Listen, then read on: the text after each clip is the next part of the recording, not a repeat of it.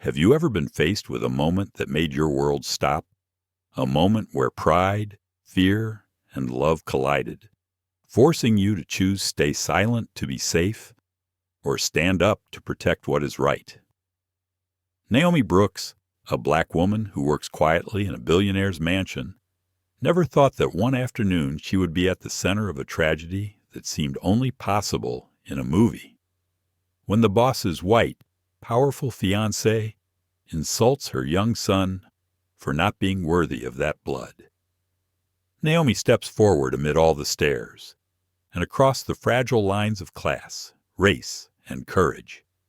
She knew she could lose her job. She knew she could be ruined. But if it were you, would you have the courage to stand up just for a child that wasn't yours? This story is not just about rich or poor, master or servant. It is about humanity, about how one small action can change a whole life. Do you dare believe that even in this cold world, there are still enough flames of kindness to melt the ice of prejudice? Join me through this touching story, The Billionaire Arrived Unannounced. Don't forget to like, share, and subscribe to the channel so you don't miss out on stories that make you believe in humanity again. On an early summer afternoon, the sunlight at Greenfield Estate melted on the lake behind the greenhouses. The air smelled of perfume, mint, and freshly opened champagne. The tasting party for tech billionaire Alexander Coleman's upcoming wedding had been meticulously planned down to the last detail. Each crystal goblet placed like a musical score. Each smile calibrated with money and etiquette. In the middle of the brightly lit room, Ethan, Alexander's 6-year-old son, was curiously looking at the almonds wrapped in glittering silver paper. He reached out to touch the wine glass placed next to the sample wedding cake. Just a touch, the glass toppled. The shattering sound echoed like a bullet piercing the carefully polished silence. The crystal goblet fell to the stone floor, shattering into dozens of pieces, sparkling with light. No one breathed. A few guests turned around in surprise, then smiled reluctantly. But Catherine Hayes, Alexander's fiancée, did not. She stood up straight. Her white skirt flared, her heels almost 4 inches high, her gaze as sharp as a knife. Ethan. Her voice trailed off like a thread. Do you know where this glass came from? Paris. Limited edition, $2,000 apiece. Ethan stepped back, his eyes widened, his mouth moving, but no words came out. Answer me. Catherine bent down, her cold hand grasping his small wrist. You must learn to take responsibility for your actions. The boy trembled. His wrist turned red from the squeeze. The room held its breath. Then, from the kitchen doorway, a voice rang out, not loud, but enough to make all other sounds stop. Miss Catherine, that's enough. Naomi Brooks stepped out, her figure calm, her apron stained with flour, her deep black eyes shining with an unusual determination. Catherine spun around, surprised. You're a waitress. This is none of your business. Naomi stepped forward, each step sure.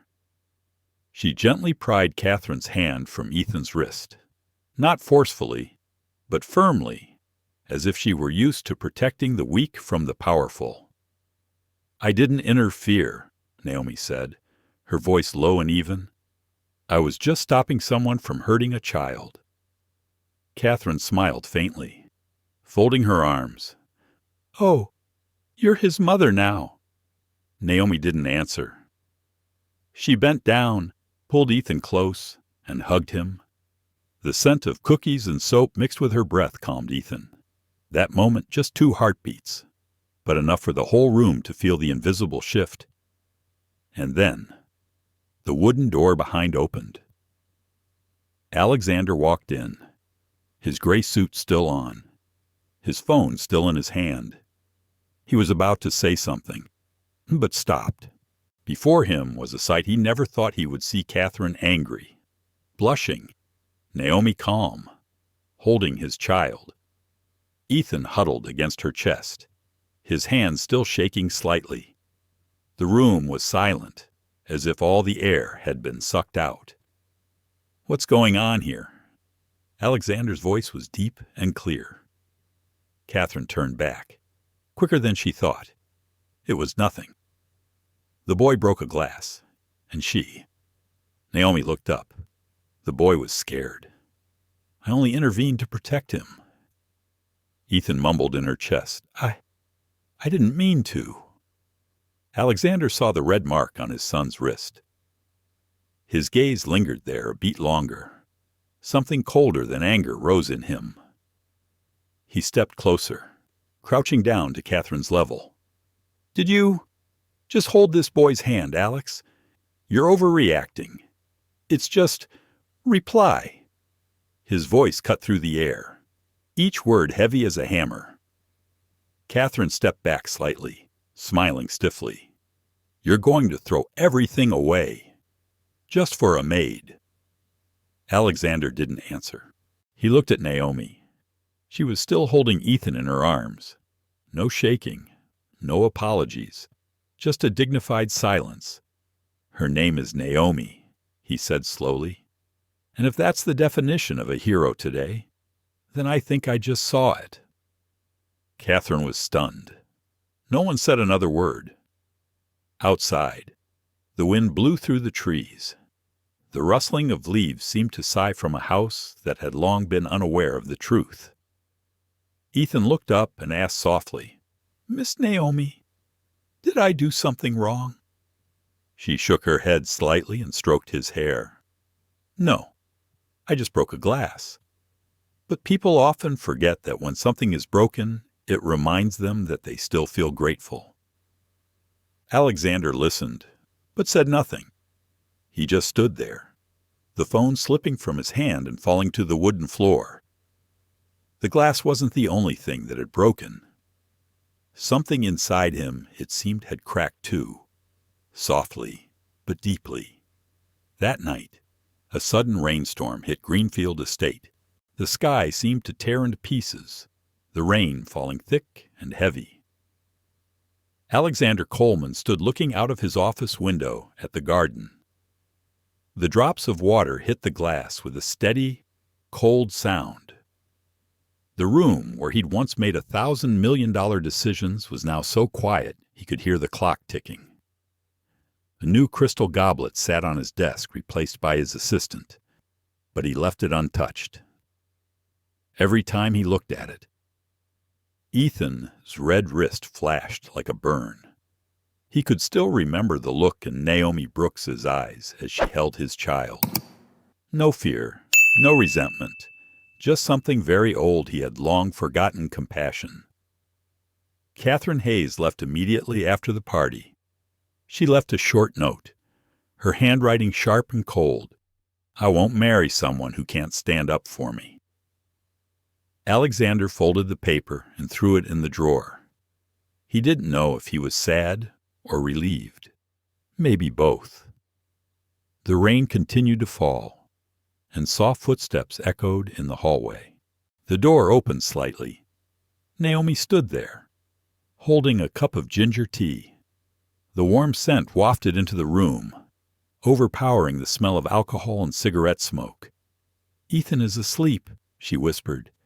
"He dreamed of the sea." Alexander nodded, his voice hoarse. "Thank you. For today." Naomi put down her teacup, not looking at him. "I just did what needed to be done." There was a long silence. The sound of rain fell between them like a curtain. Alexander looked at his tea, the steam rising faintly. "Are you afraid of me?" Naomi looked slightly surprised. "Why should I be afraid?" "Because I'm the boss. Because I could make you lose your job." She smiled, light as the wind. "If someone could make me afraid just because he had power, then I wouldn't have dared to stand up to protect the child today." The statement made him speechless. not because he was offended, but because he knew she was telling the truth. It had been a long time since he had met someone who spoke to him directly without any hidden agenda. Not an employee, not a partner, not a lover, just an ordinary woman, and he felt humbled by her calmness. He sat down in his chair, propping his elbows on the table. "You know, Naomi, I used to think I could control everything. I used to believe that if I had enough money, enough power, I would never have to fear losing anything." She sat down opposite, listening quietly. "But today, for the first time, I felt scared." "For what?" "Because I realize there are things I can't buy back. Trust, and my son's eyes." The room was silent. Only the sound of the rain slowing down, like a sigh. "You don't have to buy it back," Naomi said softly. "You just have to stay long enough to prove it." Alexander looked up. The words were simple, but they made him choke. Perhaps because she spoke with facts, not logic. That night, he did not return to his own bedroom. He stayed in his office, with the TV on but the sound off. On the screen, the entertainment news still showed Catherine, perfect smile, arms around her wedding bouquet. The headline, "Wedding of the Century Postponed. Mysterious Reason." He turned off the monitor. In the darkness, light filtered through the crack in Ethan's door. He stood and walked over. The door opened slightly. Ethan was sleeping, breathing evenly. Naomi sat in a chair beside the bed, reading a book, her hair falling loosely over her shoulders, the yellow light casting a soft glow over her face. Alexander stood still, saying nothing. He could only hear Naomi softly humming a lullaby, an old song, wordless, with a rhythm as slow as a heartbeat. He wondered since when this house had that sound, the song of peace. He stepped back, closed the door softly, and went back down the hall. Suddenly, he felt a strange thing. His heart was not as empty as before. It was full, but not with fear, but with something he could not name. The next morning, sunlight filtered through the curtains. Ethan sat down to breakfast, smiling shyly when his father walked in.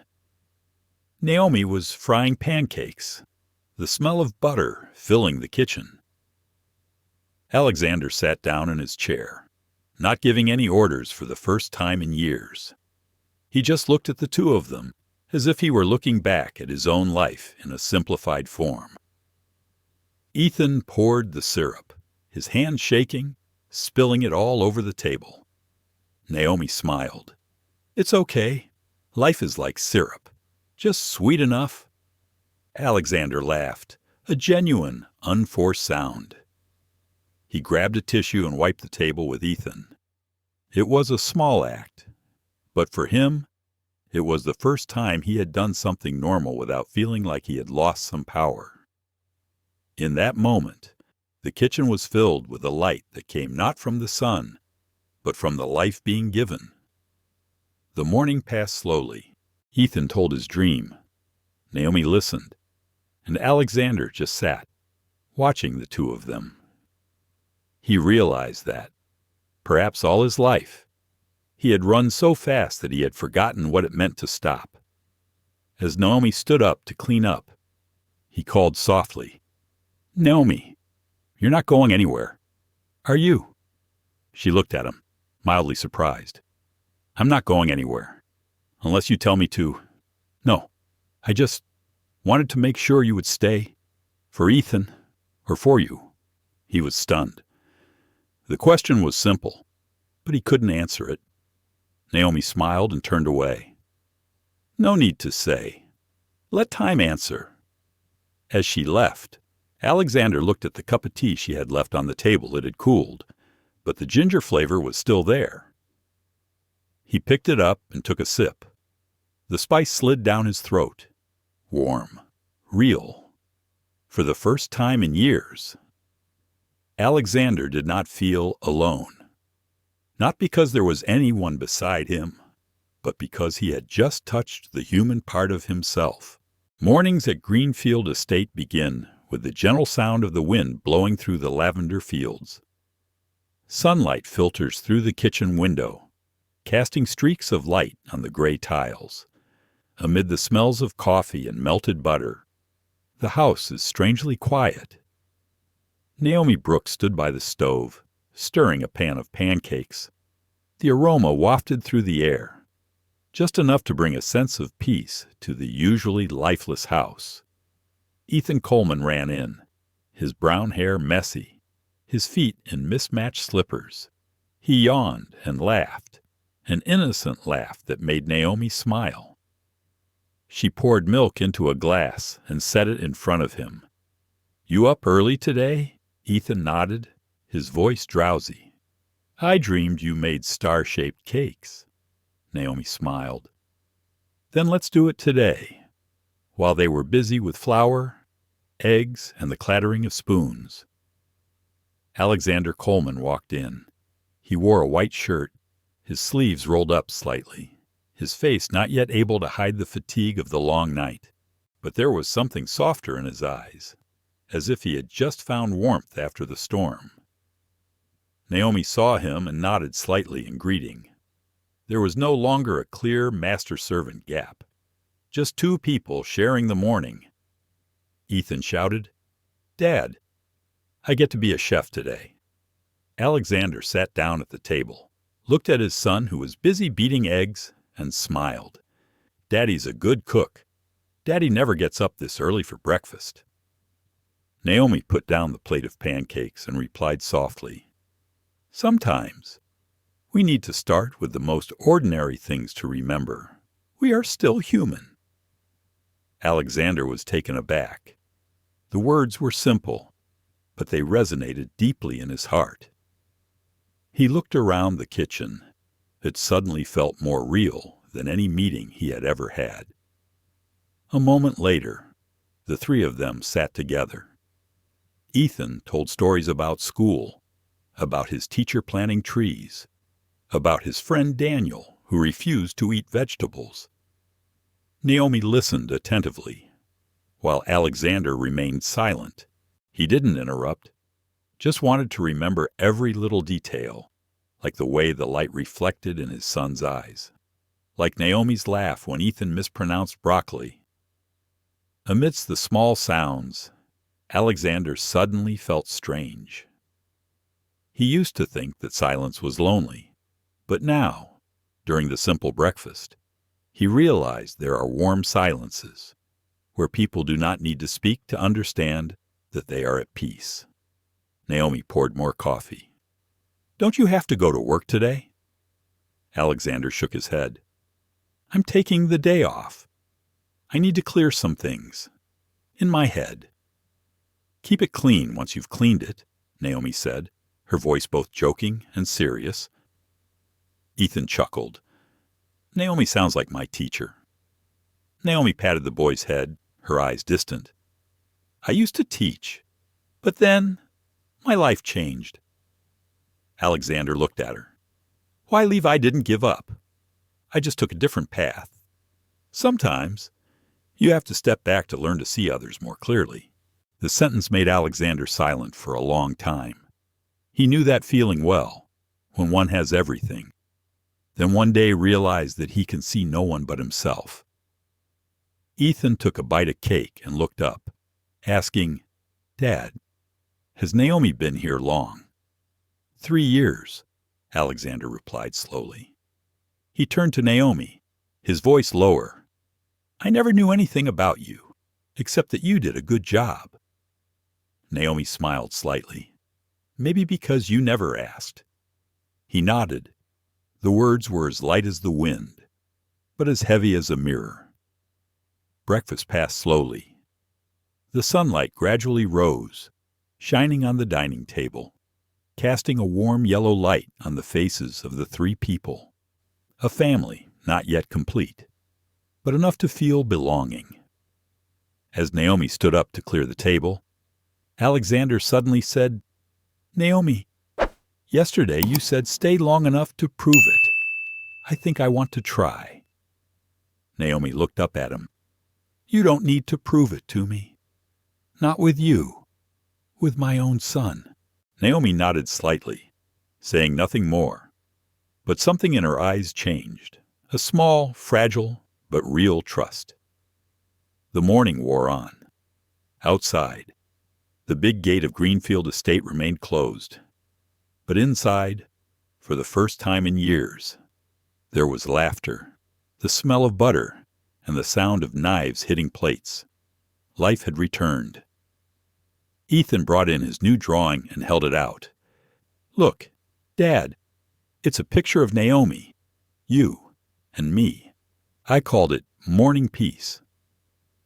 Alexander looked at the clumsy drawing. 3 figures standing side by side, with the kitchen and window in the background. He felt his eyes sting. It's beautiful, son. Ethan smiled proudly and ran off to show off.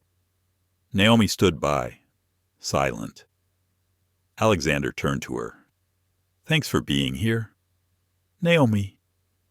Thanks for listening, she replied softly. At that moment, neither of them knew that out there.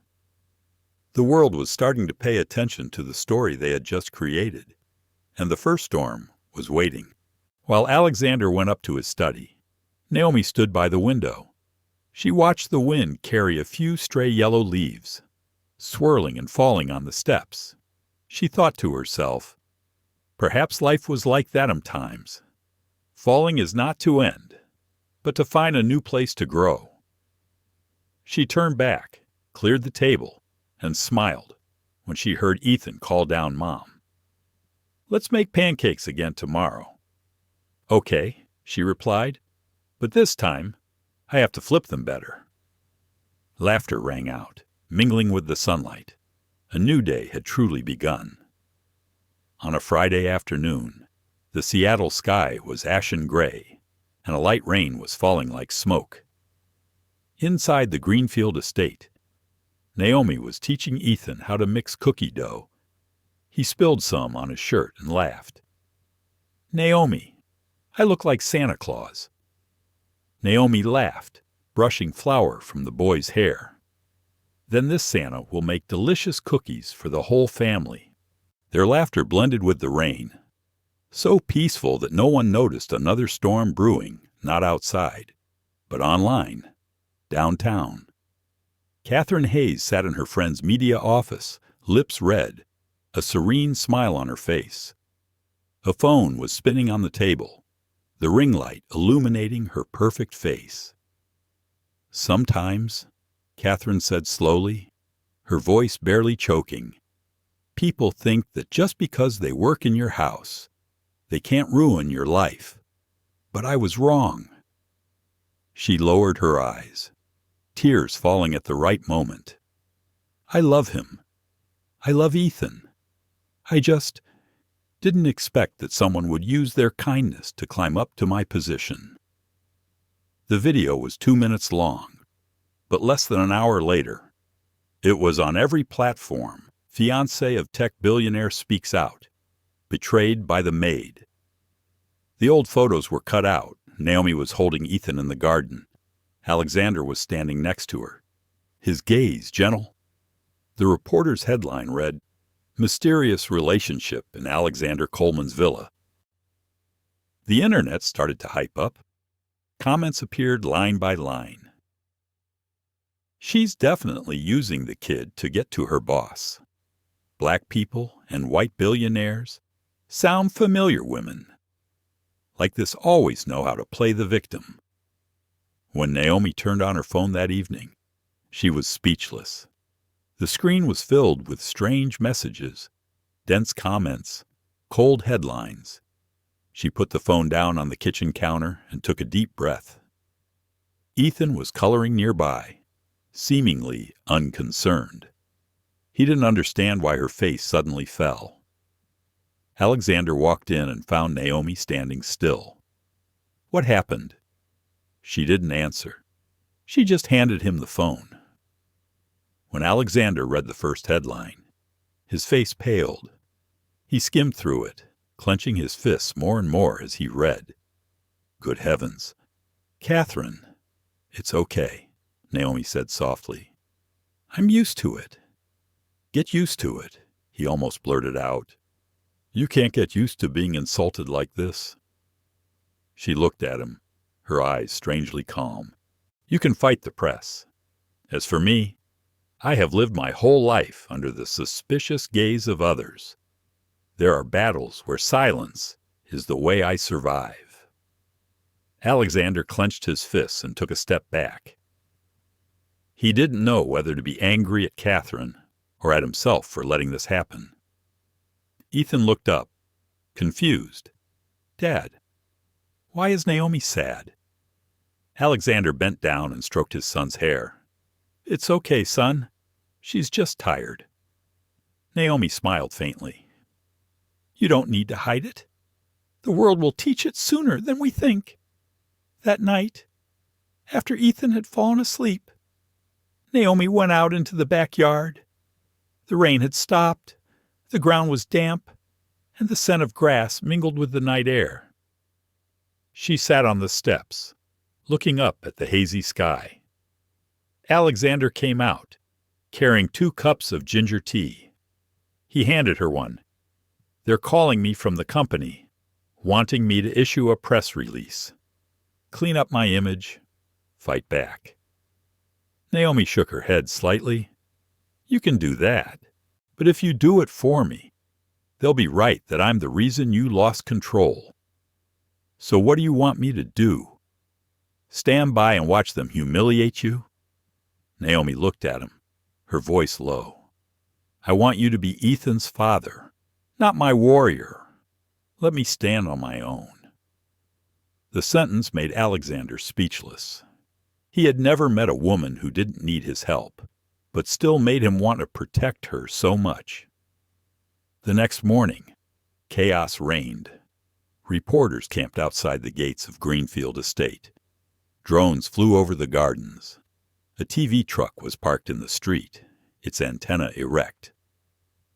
Naomi tried to make breakfast, but her hands were shaking. Camera flashes rang out every time she went out onto the porch. Ethan panicked and hid behind her. Miss Naomi, what are they doing? She knelt down and put her hand on the boy's shoulder. It's okay. They just want to take a picture. Stay inside. The boy nodded and ran off. She stood up straight and looked out the gate. A forest of cameras were pointed straight at her. Alexander rushed down the stairs, phone pressed to his ear. I told the security to chase them away. I will make an official statement. Don't, Naomi interrupted. Let them see me unafraid. Sometimes what they need isn't answers, but an image of not breaking down. He looked at her, speechless. That afternoon, Naomi walked out the gate. She was wearing a simple blue dress, her hair tied back. Dozens of cameras flashed. A reporter asked loudly, Miss Brooks, are you having an affair with Mr. Coleman? She paused, looking straight into the camera. Her voice was soft, but carried far. I am his son's caretaker. I have no other connection, other than love for a child who needs to be safe. If that makes someone feel threatened, then maybe the problem is not with me. The crowd fell silent. She turned and walked into the house. The gate closed, but from that moment on, the clip went viral. The maid who spoke with dignity. That evening, Alexander sat down to watch the video again. The light shone on Naomi's face in the clip, her voice calm and proud. He couldn't remember the last time he had seen anyone so strong. Ethan sat on the sofa, looking up at his father. Naomi is great. She's not afraid of anyone. Alexander chuckled, squeezing his son's shoulder. Yes, and we will stand by her. The next day, the newspapers began to change their tone. Some articles spoke up in Naomi's defense, talking about class prejudice and the way the media weaponizes women of color. Some sent flowers to the gate, leaving little cards. "You are seen. You are heard." Naomi didn't finish reading. She just smiled when she saw some wildflowers in a vase of water. Ethan brought them in and said, "I picked them for you." She asked, "Why did you give it to me?"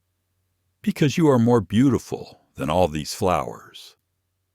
Naomi laughed, then turned away to hide her tears. In the evening, Alexander walked into the kitchen where Naomi was writing something in a small notebook. He looked and recognized the pages filled with recipes, ideas for small cafes, scribbled notes like cinnamon, cupcakes, corner cafe. He asked softly, "What are you writing?" Naomi closed the book. "Just an old dream, but maybe I'll leave it here." Alexander looked at her for a long time. "No, you should leave it out there." Naomi looked at him, her eyes doubtful. "What are you going to do, Alexander?" He simply replied, "Help her turn her dream into something that no one can distort." She was silent, but there was something sparkling in that look, not of gratitude, but of faith seen for the first time in another person. The media storm had not yet passed, but that night, inside the house, no one spoke of fear. There was only the glow of the kitchen stove and the smell of cookies baking in the oven. 3 weeks after the media storm, the atmosphere at Greenfield Estate gradually returned to normal. Naomi continued to work as before, but she knew that the gazes from outside had not disappeared.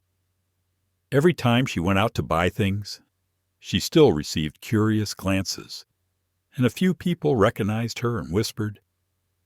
Alexander hired a top legal team to investigate the source of the fake news, but Naomi kept her word. She didn't want revenge, just peace. He respected that, even though the anger still burned deep inside. One afternoon, as Alexander was reviewing his company plans, his secretary called to say someone wanted to see him. Ava Reynolds, an independent investigative reporter who had written a series of articles about racism in business and had been bullied by the mainstream media. Ava walked in, small, with curly brown hair and bright, straight eyes. "Mr. Coleman, I didn't come for an interview. I came to tell you the truth." Alexander frowned slightly. "What did you say?" She set the USB on the table. "I have the original video from the party that Ms. Hayes is talking about being tainted. Someone from her commercial crew sent it to me." He opened his laptop, plugged in the USB. The screen lit up. Catherine standing in the middle of the banquet hall, wine in hand, her voice laughing contemptuously. Naomi appeared in the frame, holding a tray of drinks. Ethan stood nearby, Catherine holding Ethan's shoulder quite tightly. The boy let out a small cry, and Naomi immediately pulled her hand away. There was no attack.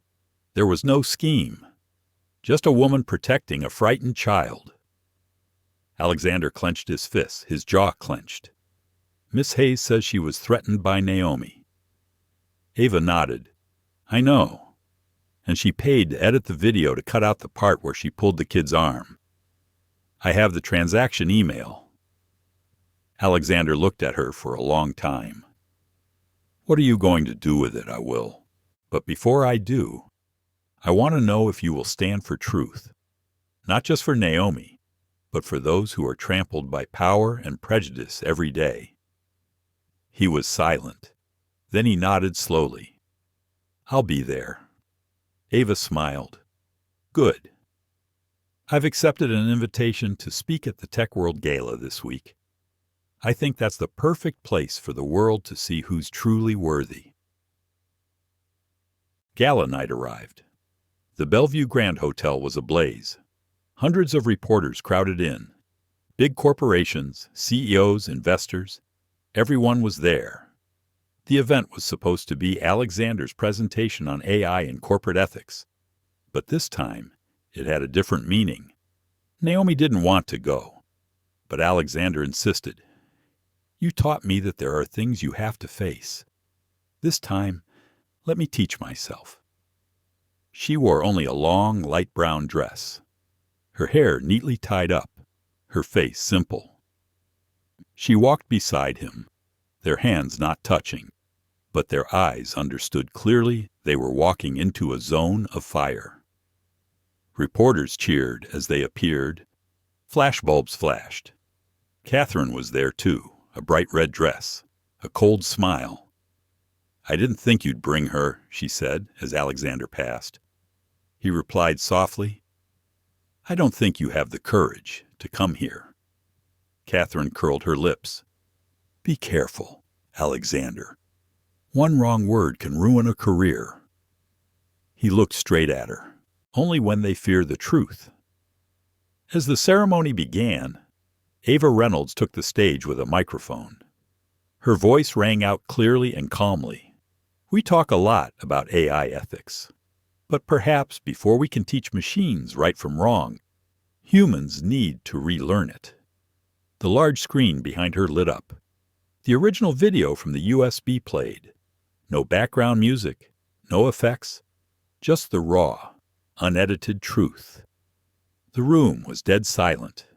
There was a murmur, then a gasp, as Naomi's hand pulled Catherine away from Ethan. Ava turned back to the audience. That's the attack you've been spreading, and that's the woman who was humiliated by millions because she had no right to fight back. The light was directed towards the front row where Naomi sat. Catherine jumped up and shouted. She set it up. She bribed Ava, didn't look at her. She just continued playing the email. With the subject line, payment for edit footage, and Catherine Hayes' electronic signature. A heavy silence spread across the auditorium. Alexander stood up and walked to the microphone. He spoke slowly, each word ringing in the air. I am Alexander Coleman. I have been silent for too long, and that silence has hurt innocent people. Naomi Brooks is more than my maid. She saved my son from fear. If anyone in this room has ever thought that power gives them the right to humiliate others, look at the screen. It is your mirror. A burst of applause broke out. Then 2, 3 growing louder, like waves. Catherine stood frozen, her face white. The camera panned, recording her every expression. Naomi remained silent. She felt no sense of triumph, only relief, like when the rain finally stops after a long storm season. Alexander turned to look at her. In the lamplight, he could see tears glistening in her eyes, not tears of weakness, but tears of someone whose truth had just been restored. After the event, the news spread everywhere. New headlines were everywhere. Truth restored at Tech Gala. Alexander Coleman defends innocence of caregiver Naomi Brooks. The public began to turn against Catherine. Advertising contracts were canceled. Her social media accounts were blocked. But Naomi still chose to remain silent. She just thanked Ava, then returned to Greenfield Estate as if nothing had happened. In the evening, in the small kitchen, Naomi made ginger tea again. Ethan ran in and hugged her. Auntie, I saw you on TV today. Everyone was clapping for you. Naomi laughed, bending down to hug the boy. Thank you, Ethan, but I don't need everyone to clap. Just your smile is enough. Alexander stood at the door, silently watching the two. He approached, his voice low. Thank you for letting me go through this with you. Naomi looked at him, her eyes soft and deep. You didn't walk with me, Alexander. You walked out of yourself. And that's what counts most. The house was silent for a moment, except for the ticking of the clock. Then Alexander said softly, almost as a promise, I don't know where my life will go from here, but if I could, I would like to start over, not as a boss, but as someone willing to learn how to be a better person." Naomi didn't reply. She just poured more tea and handed him a cup. "Well then, congratulations on your first lesson." The two of them sat together, in the kitchen, in the middle of the night, with the warm steam of tea spreading. Outside, the Seattle rain had started to fall again, but this time, neither of them noticed the cold. 2 months after the gala, Seattle entered spring. The weather was less humid, and patches of light sunshine spread across Capitol Hill. Naomi walked down the old street where the little bakery she used to frequent had stood. Now all that remained was an old wooden sign, the faded words, "For lease." She paused, her hand touching the wooden door. A thin layer of dust clung to her hand. In that moment, she thought she heard her mother's voice again, hoarse but warm. "A kitchen is the heart of the home. Naomi, if you know how to keep the fire burning, you will never be cold." Alexander stood beside her, looking at her silently. "You said you wanted to own a small shop, right?" Naomi nodded slightly. "Hearth and Honey. That name came to me in my dreams. Hearth means hearth.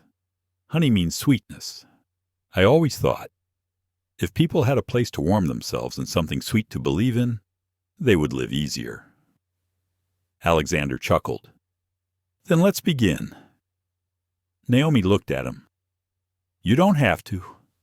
Not because I pity you," he interrupted, his voice low, "but because I believe.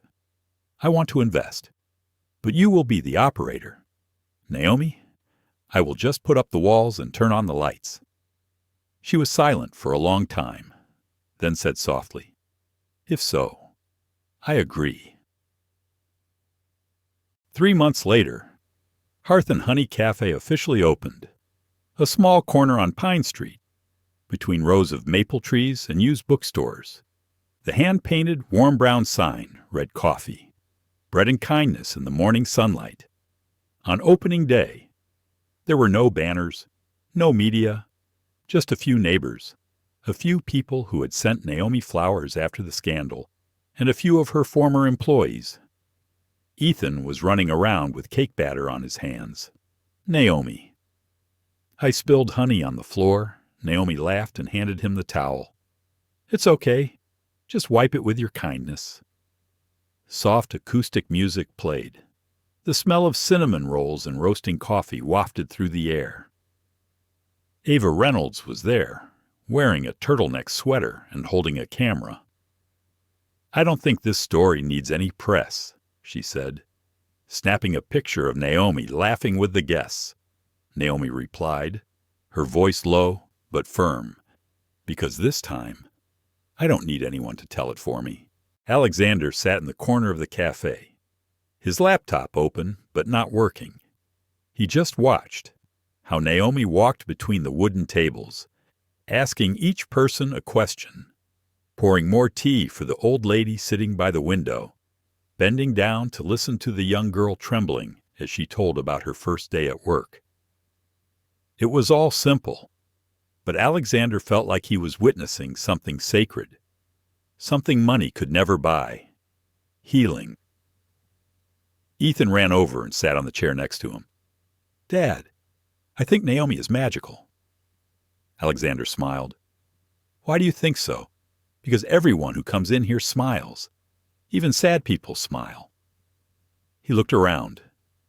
It was true. The unfamiliar faces were brighter now. There was a soft glow, not from lamps, but from the hearts of people. Naomi brought out 2 cappuccinos. "What are you two planning?" Alexander joked. "We're discussing how to get you to open another branch." Naomi laughed.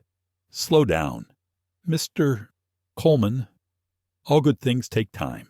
Ava stepped back, interjecting, "But the world needs more places like this. Naomi, maybe you're changing more than you think." Naomi smiled briefly, looking out the window, where sunlight bathed the hearth and honey sign. I'm just doing the only thing I know how to do, bake, and believe in kindness. One afternoon, when the restaurant was empty, Naomi cleared the tables. Alexander helped her clean the windows. The sunset streamed in, dyeing the room honey-colored. He turned to her and asked, "Naomi, have you ever thought, if I hadn't come to your house that day, things would have been different?" She stopped and looked at him for a long time. "Yes, but I think the important thing is not that you came, but that you saw. Some people come all their lives, but never see anyone but themselves." He nodded slightly, his eyes softening. "Thank you for giving me the chance to see more clearly." Naomi smiled. "And thank you for not turning away." Ethan ran over then, holding a small notebook in his hand. "Dad, Naomi, I'm writing a story." They both sat down and read each immature line. Once upon a time there was a big house. In it lived a little boy, a busy man, and a maid who knew how to bake delicious cakes. And they became a family because they learned to love without regard for each other. Naomi looked at Alexander, tears in her eyes. Ethan understands things better than adults. Alexander nodded. Children don't need to learn kindness. They just need to see it.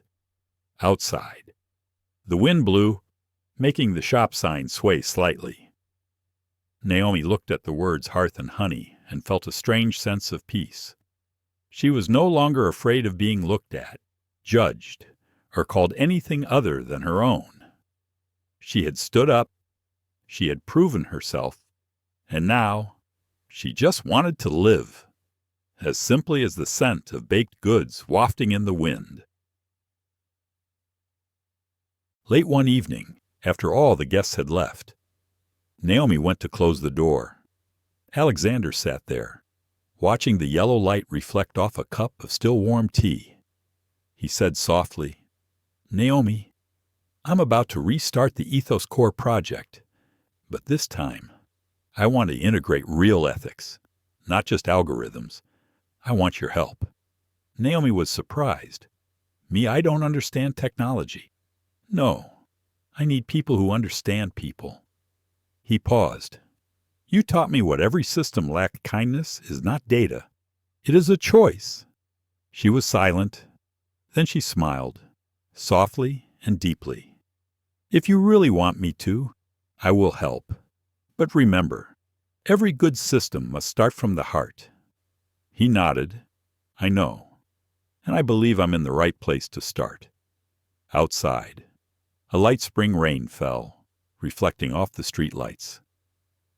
Ethan was asleep on the chair, his head resting on a book. Naomi pulled the blanket over him and gently stroked his hair. Alexander looked at the scene and felt something he had never felt in his lavish meetings, a sense of belonging. Naomi turned back, her voice small but firm. "You know, Alexander, some wounds are just reminders to cherish what remains." He looked at her, his eyes gentle. "And there are people who come into our lives not to change the world, but to make it warmer." They said nothing more. There was only the ticking of the clock, the soft patter of the rain, and the golden light that covered everything like glittering honey. Hearth and Honey, a small shop, but a place where broken hearts find warmth, and also a place where those who have lost faith learn to love again quietly. Since opening, Hearth and Honey has become a little corner of Seattle, not a place of luxury, but a place where people can breathe. Each person who comes in brings a story and leaves with a lighter heart. The first was Mr. Brown, a retired engineer who had lost his wife to cancer. He came every morning, sat at a table near the window, and ordered the same thing, black coffee with no sugar and an oatmeal muffin. When Naomi asked him why he didn't change it up, he just smiled and said, "Because that's what she likes." Then there was Clara Nguyen, a young woman working in finance. Her face always tense. She said that her workplace made her feel invisible. Naomi listened, did not advise, just placed a latte with a heart drawn on it in front of her and said, "If others cannot see you, then you should see yourself." Little stories like these gradually piled up, like warm pieces of a puzzle, filling the shop with soul. Naomi didn't know when people started calling her the firekeeper, because whoever came, they all felt warmed.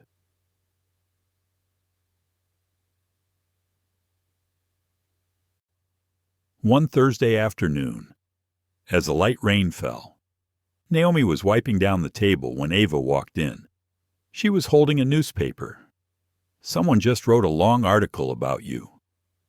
Naomi looked up, smiling half-heartedly. "Another inspirational woman article." Ava laughed. "Not really. It was a heartfelt song about how you treat people, not like a fairy tale, but like real people. You know, Naomi, a lot of people come here just to see you." Naomi sighed. "I just made coffee. Ova, what they find is up to them." Ova looked at her for a long moment. "Maybe, but you help them remember they still have hearts." They both laughed. Outside, the rain fell harder, the streetlights casting a yellow glow on the hearth and honey sign.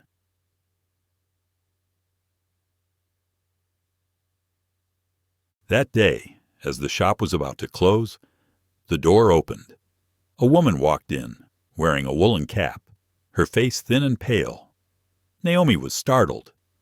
Despite the old coat and tired eyes, she recognized her, Catherine Hayes. The air was silent. Ava turned to look at Naomi, waiting for a reaction. But Naomi just put down the towel and stepped closer. "Hello, Ms. Hayes. What would you like to drink?" Catherine looked up, her eyes sunken. "You still remember me? There are people we can forget. There are people we shouldn't." Catherine laughed softly, her voice hoarse. "I don't expect your forgiveness. I just didn't know where to go. The whole world turned its back on me. I lost everything." Naomi was silent, looking at the woman who had hurt her until she was exhausted. Before her was no longer the proud Catherine, only a broken person. She whispered, "Do you want to sit?" Catherine hesitated, then nodded.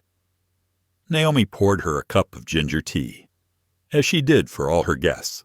No one said anything for a long time. The rain pattered on the window, steady and strangely gentle. Catherine trembled slightly. "I was wrong. I was jealous that he trusted you more than me. I thought if I hurt you, I would regain my position, but I just made myself into a different person." Naomi looked down at her teacup, then replied softly, "Sometimes you have to lose everything to realize what is true." Catherine looked up. "You don't hate me?" Naomi smiled sadly. "If I let hatred take over, I will lose the rest of myself." Catherine burst into tears. "I don't deserve your kindness." Naomi shook her head. "You don't have to deserve it. You just have to learn to start over. Everyone has the right to a start." "Catherine, at that moment—" Ava stood far away, her eyes filled with tears. She had seen Naomi trampled by the world, and now she found herself reaching out to the one who had done it. "After Catherine left," Ava asked quietly, "do you believe she will really change?" Naomi replied softly, "I don't know, but I believe that if someone has ever been treated with kindness, they will remember it longer than any sentence." That night, Alexander and Ethan stopped by the shop. Ethan ran up to Naomi as soon as he walked in. "Teacher, I told you. I helped my friend with a difficult math problem, today. Naomi smiled, ruffling the boy's hair. Good job. Ethan, I knew you could do it. Alexander sat down and looked around. It's busy today, isn't it? Naomi poured tea and placed it in front of him. A special day. An old friend came to visit. He looked at her, realizing the meaning in her words. Catherine. She nodded slightly. She's not the same. I don't know if she's truly remorseful, but I think she's trying. Alexander exhaled. You always see the good in others. Naomi looked at him, her voice slow. It's not that I always see it. I just choose not to forget that everyone has a good part. Even if it's small, it's worth hoping for. He was silent, then gently took her hand. Perhaps that is what this world needs most. Ethan looked at the two of them and asked in confusion, Dad, what is Naomi doing that makes everyone so happy to be here? Alexander smiled, because she knows how to warm people's hearts. Naomi laughed, pretending to be serious. What about you? Ethan, what do you do to warm others? The boy thought, then replied, I hug. Everyone laughed. Ethan put his arms around Naomi. She bent down and squeezed gently, tears falling softly, but they were tears of happiness. A month later, Catherine returned. This time, she brought an envelope. I can't make it up to you with money, but I want to do the right thing. Inside the envelope were the copyrights to the commercial she used. She donated it to Hearth and Honey to raise funds for projects that help immigrant women find work. Naomi was moved. Thank you, Catherine. I will use it to create opportunities for others, not to avenge the past. Catherine nodded, her eyes softening. I know you will do the right thing. As she left the bar, Naomi watched her, at peace. Perhaps forgiveness wasn't about forgetting what had happened. It was about not letting it define who we became. Ava stepped forward and placed a hand on her shoulder. You do what many don't dare, Naomi. Naomi replied softly, I just want to prove that kindness doesn't need to win. It just needs to be continued. She turned back to the counter and looked at the wallboard where people had written small messages. If you feel lonely, sit here. Below, a new piece of paper was pasted. Thanks for giving me a place to start over. CH. Naomi smiled. Outside, it had begun to rain lightly, and the yellow light from the cafe reflected through the glass windows, reflecting the three of them, Naomi, Alexander, and Ethan, sitting at the table, laughing, amidst the sounds of ordinary life. Hearth and Honey is more than just a coffee shop. It's a place where broken people find their whole selves, and Naomi understands that. In the end, happiness isn't about how many battles you win. It's about how whole your heart remains after all of them.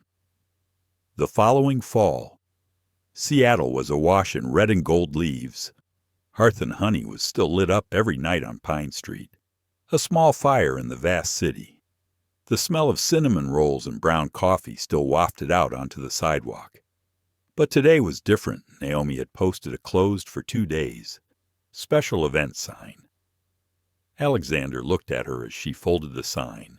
What kind of secret event is this? Naomi smiled slightly. You'll know when you get there. He raised his eyebrows, his eyes meaningful. I hate surprises. Naomi, she replied. Then today you will have to learn to love them. 2 days later, as the afternoon sun fell on the red-tiled roof, Alexander and Ethan arrived at the shop. The door was open, and the space inside was different. Pictures hung all over the walls, the faces of people who had visited the shop. From Mr. Brown, to Miss Clara, to Catherine Hayes. Under each picture was a handwritten line. Here I found myself, in the middle of the shop. A large sign reads, "A Year of Hearth and Honey." Naomi stood in front, wearing a simple beige dress, holding a small microphone. "Thank you all for coming. Today is not my anniversary. It is ours. Over the past year, this shop has not only sold coffee and cakes, but also a place where hearts met." She paused, her voice quieting. "When I opened the shop, I thought I was just trying to survive. But I've learned that happiness doesn't come from avoiding hurt. It comes from opening up, even when you've been hurt." Below, Catherine sat in the front row, her eyes brimming with tears. Ava was filming the entire ceremony, her gaze filled with quiet pride. Naomi continued, "I used to be someone who was defined by pain, by discrimination, by my position in the eyes of others. But now, I want to say one thing to all those who have ever felt small." She took a deep breath, her voice clear. No one was born to be the background in someone else's story. Everyone is the main character, if they have the courage to believe in themselves. The applause was long and loud. Ethan ran up to the stage and grabbed Naomi's hand. "Teacher, I want to speak too." Everyone laughed. Naomi bent down and handed the microphone to the boy. Ethan looked around, his eyes sparkling. "Naomi makes the best cakes in the world. But what I love most is when she smiles, because when she smiles, the whole place lights up, laughter mixed with tears." Naomi hugged the boy, her heart filled with emotion. Alexander stood behind her, his eyes meeting hers pride, gratitude, and something deeper. After the ceremony, when everyone had left and only the yellow light remained on the photos, Alexander stepped closer. "Naomi," he said slowly, "I have never seen anyone make their little world a home for others like you." Naomi chuckled. "I just do what my mother taught me when I don't know what to do. I bake cookies and hold the door open." He looked at her, his voice warm. "I used to think success was building something big. Now I realize sometimes success is just building a place for the heart to be at peace." Naomi was silent. Between them, there were no words needed, just an understanding, something they had both longed for during their lonely years. He continued, "Naomi, I want to ask you something." She looked up, the light reflecting in her brown eyes. He took a deep breath, then said softly but firmly, "If I say I want to start over, not as a boss or a benefactor, but as a real man, will you give me a chance?" Naomi didn't answer right away. She looked around the bar, where the light illuminated the Hearth and Honey sign. Laughter and memories flooded back. She asked again, her voice low but firm, "Where do you want to start over?" Alexander took a step forward. "Here, where you taught me that one doesn't have to be perfect to be loved." Naomi looked at him for a long time. Then she smiled slightly. "If you're patient enough to wait for me to bake a few more batches, maybe I'll give you an answer." Alexander laughed, relieved but profound. "I can wait a lifetime, if necessary." As night fell, when there were only 2 people left in the shop, Naomi gradually turned off the lights.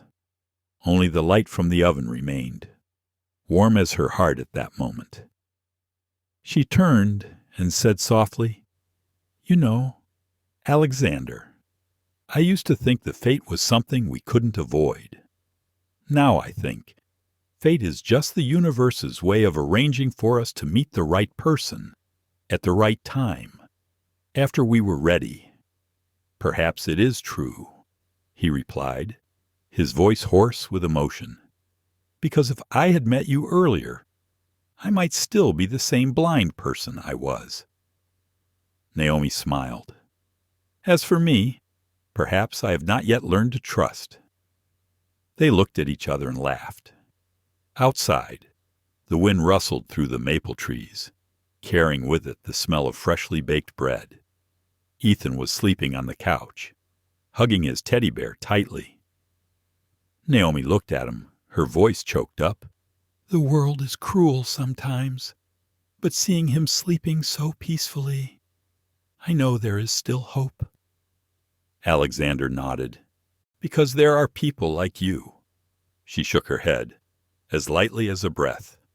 "Not just me, but everyone who still chooses to be kind, even when no one is looking." He was silent, then took her hand. "Naomi, thank you for opening the door, for everyone, and for me." Naomi looked at him, tears rolling down her face, but they were tears of peace. "Thank you for coming in." The next morning, as dawn crept through the windows, Naomi made her first cup of coffee of the day. She watched the steam rise, remembering everything, from the day she was wrongly accused, the day she was rejected, to the moment she was trusted again.